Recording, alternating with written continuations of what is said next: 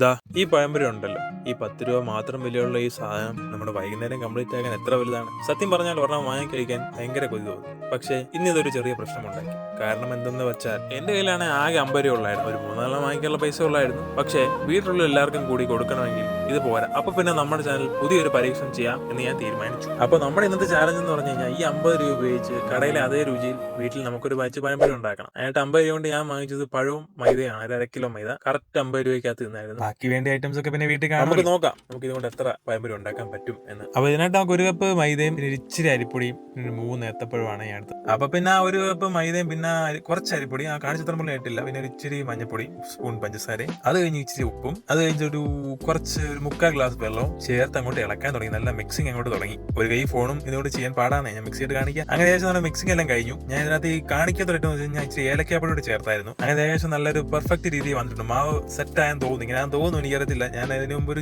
Reference ആയിട്ട് ഞാൻ YouTube list നോക്കിയായിരുന്നു. അപ്പൊ ഏകദേശം ഇങ്ങനെയാണ് കണ്ടത്. ഇനി നമ്മുടെ മെയിൻ സ്റ്റാർ ഏത്തപ്പഴം വന്നു. നമ്മുടെ 3 ഏത്തപ്പഴം ഉണ്ട്. അത് നമ്മൾ എത്ര ആയിട്ട് മുറിക്കാൻ പറ്റുമെന്ന് നമുക്ക് നോക്കാം. അങ്ങനെ നമ്മളൊരു 9 പീസായിട്ട് മുറിച്ചെടുത്തിട്ടുണ്ട് 3 ഏത്തപ്പഴത്തിൽ നിന്ന്. ആ സമയം നമ്മൾ എണ്ണ ചൂടാക്കാൻ വെച്ചിട്ടുണ്ട്.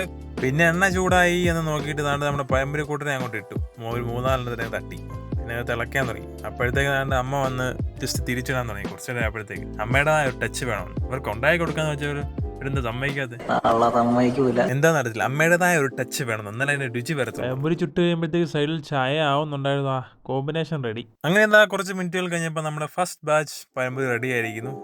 നല്ല കണ്ടാലേ നല്ല കളറും ഉണ്ട്, നല്ല ക്രിസ്പാന്ന് കണ്ടാ അറിയാം. പക്ഷെ പപ്പടം വെച്ച് കുത്തിയെടുക്കാൻ ഞാൻ ആദ്യമായിട്ടാണ്. ഇതിങ്ങനെ കുത്തിയെടുക്കാൻ പറ്റുമെന്ന് ഞാൻ അപ്പോഴാണ് കണ്ടത്. വേറെ കെട്ടെ ഇകളെ സംഭവം തന്നെ എടുത്താണ്ട് കോരി ഇട്ടിട്ടുണ്ടല്ലോ ചൂട് സാധനം. അങ്ങനെ അടുത്ത സെറ്റ് ഞാൻ നിന്നു. പിന്നെ അമ്മ പോയി. ഇതാണ് ഞാൻ ഇട്ട സെറ്റ്. ഞാൻ തന്നെ പപ്പടത്തിൽ കുത്തുന്നത്. പക്ഷേ അത് എന്താണെന്നറിയാം, ഞാൻ കുത്തിയിട്ട് അത് കയറുന്നില്ല. അങ്ങോട്ടും ഇങ്ങോട്ട് തെന്നി കളിക്കുന്ന പോകുന്നു. അങ്ങോട്ട് പോയി ഇങ്ങോട്ട് വന്നു പറഞ്ഞു. അവരൊന്നും വരുന്നുള്ള നമ്മൾ നോക്കിയിട്ടൊന്നും നടക്കുന്നില്ല. അവസാനം കയറി എങ്ങനെ ഒപ്പിച്ച് കയറിയെന്നുള്ള കയറ്റി അറിഞ്ഞു. പിന്നെ അത് അങ്ങനെ എടുത്തതിൻ്റെ ഒരു സന്തോഷമാണ് ഈ കാണുന്നത്. അറിയാമല്ലോ, ചെയ്യാൻ എന്നെ കൊണ്ട് വയ്യ. ചിലവത് ഞാൻ തന്നെ എണ്ണ ചെയ്യും. ഞാൻ തന്നെ എന്നെ ബഹുമാനിച്ച് ഞാൻ തന്നെ ഇങ്ങനെ എണ്ണ ചെയ്യും. എന്റെ ഫോട്ടോ ഫ്രണ്ട് വെച്ച് ടേസ്റ്റിംഗ് സമയത്തിലേക്കാണ്. നമുക്ക് നമ്മുടെ അഭിപ്രായങ്ങൾ അറിയാനുള്ള സമയമാണ്. അത് പഞ്ചസാര ഇട്ടിട്ടില്ലേ? മധുരം കൂടി പോയെന്നൊരു അത് എനിക്ക് വലിയ മധുരമൊന്നുമില്ല. അവർക്ക് മധുരമായിരിക്കും. പക്ഷെ പഞ്ചസാര ചേർക്കേണ്ട ആവശ്യമില്ല. ഞാൻ ഇച്ചിരി ചേർത്തുള്ളൂ. എന്നിട്ടും എന്തായാലും അടിപൊളി സാധനമാണ്. ഇനി ഞാൻ തന്നെ കഴിച്ചു നോക്കുന്ന ഒരു പരിപാടിയാണ്. കേട്ടില്ലേ ക്രിസ്പ് എന്നുള്ള സൗണ്ട്? അതിടാ പിന്നെ അത് കേൾക്കും. ഒന്നും പറയില്ല. അടിപൊളി സാധനം. ഞാൻ ഇത്രയും പ്രതീക്ഷയില്ല ഇത്ര സൂപ്പർ ആവുമെന്ന്. എന്താ ചെയ്യാനാ, ഞാൻ പറഞ്ഞില്ല, എന്നെ കൊണ്ട് ഞാൻ തോറ്റു.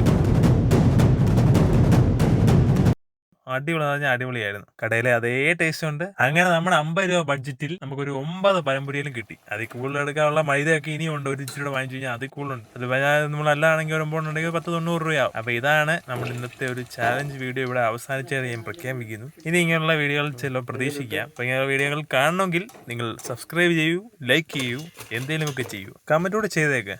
ഇരിക്കുമല്ലേ അവിടെ.